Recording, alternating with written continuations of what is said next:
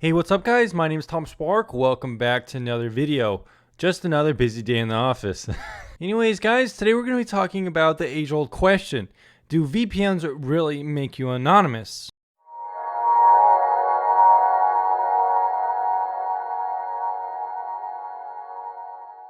Firstly, I want to explain exactly what a VPN does, just for people who might know exactly what the terminology means. It stands for Virtual Private Network, and basically what VPNs do is encrypt your outgoing traffic and assign you anonymous IP.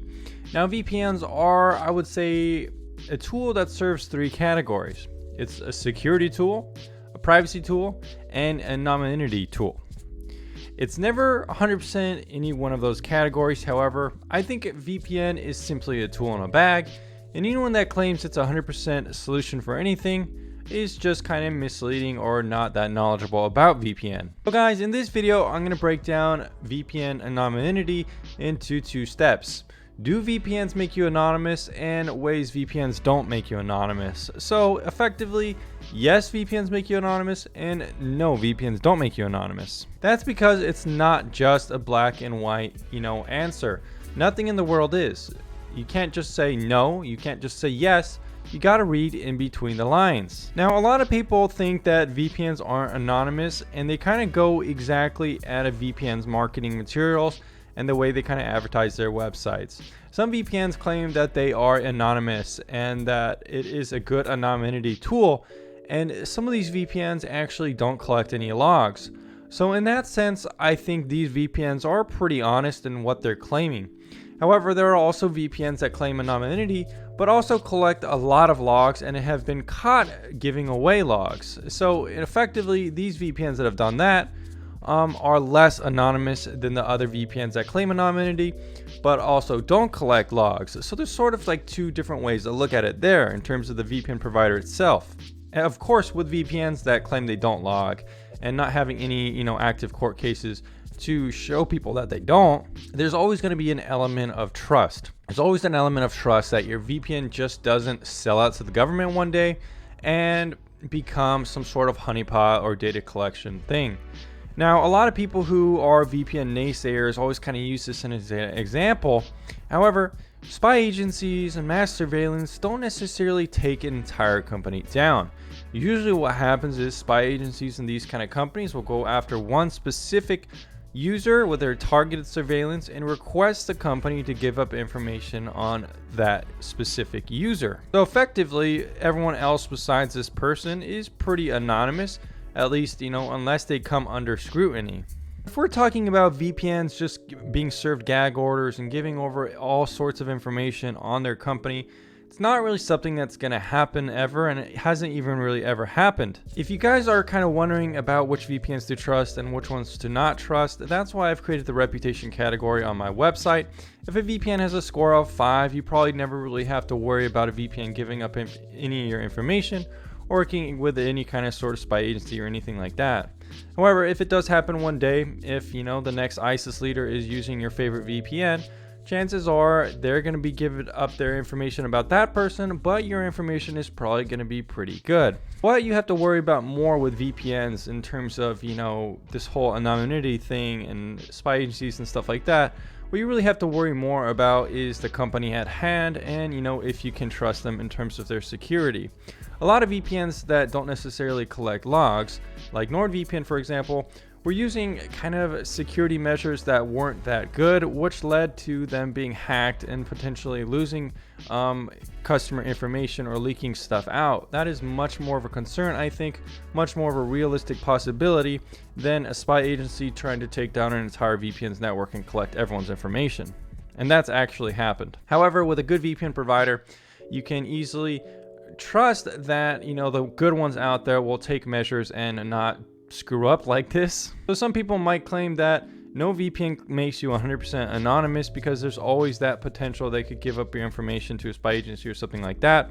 However, like I said, unless you're some kind of targeted criminal from a spy agency, that's not likely to happen.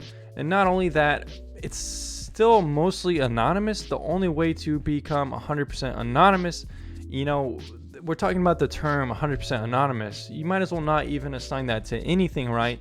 because the only way to be 100% anonymous is to live off the land, be in some remote unnamed location in Alaska. You can't make a fire because someone will see you.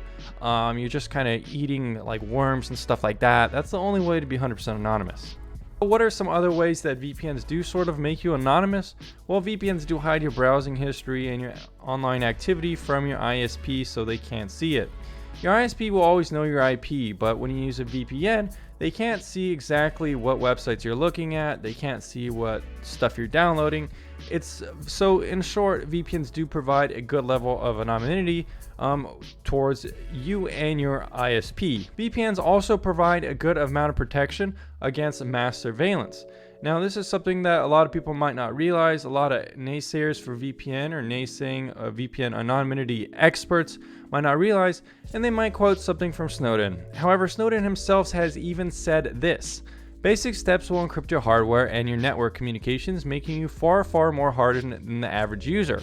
It becomes very difficult for any sort of mass surveillance. You will still be vulnerable to targeted surveillance if there's a warrant against you. If the NSA is after you, they're still going to get you. Mass surveillance that is untargeted and collected all approach, you will be much safer. So that's kind of my line of reasoning, is that VPNs do protect you against mass surveillance, but they might not protect you against targeted surveillance because nothing really can. So like I said, if you're some kind of ISIS leader or something like that, there's nothing really that's going to make you 100% anonymous. But if you're using VPNs to protect yourself against your ISP and mass surveillance, VPNs do provide a good level of anonymity. But do they provide 100%? Well, like I said, nothing really provides 100% unless you want to go live in the forest. We can also discuss some other ways which VPNs might fail in terms of anonymity. Like I was saying before, there are some VPNs that are out there that do collect logs and have information that can leak back to you. These VPNs, of course, do not have good reputation scores in my chart, so watch out for that. Additionally, some super picky conspiracy nuts and people who like to trash talk VPNs, I've seen it kind of popularized lately. They don't like VPNs that market themselves as anonymous and stuff like that. Now, I don't really see this as a big problem because it's a very kind of niche kind of marketing thing where these companies are describing their products as anonymous or private or secure and stuff like that. I have more of a problem with misleading marketing campaigns. So when VPNs buy out every single YouTuber and tell every single person that they need to stay anonymous and private, I have a problem with that. Do I have a problem when you're going to a website and it says, oh, buy an anonymous VPN package? I personally don't have a problem with that because, like I said, VPNs can provide some level of anonymity. Do I have a problem with YouTubers who try to convince people to buy a product that they don't necessarily need? I think that's much more of a problem, and it's in these cases specifically where you'll find people being misinformed because these ad campaigns are just too generalized. You'll see ad campaigns on TV from huge providers like NordVPN that are claiming a lot of things and don't necessarily do these things. They even got trouble with various kind of ad companies and watchdogs in the EU. So this is one good example about how misleading ad campaigns can mislead people into thinking that VPNs can do it all. Because like I said before, VPNs can't do it all in terms of anonymity. There's a lot of other tools out there that you need to take advantage of. Take, for example, having a good password manager, having a good browser. If you really want to be more anonymous, you might want to consider something like Tor. There are a couple downsides, as it takes a little while to connect. It's a little bit slower.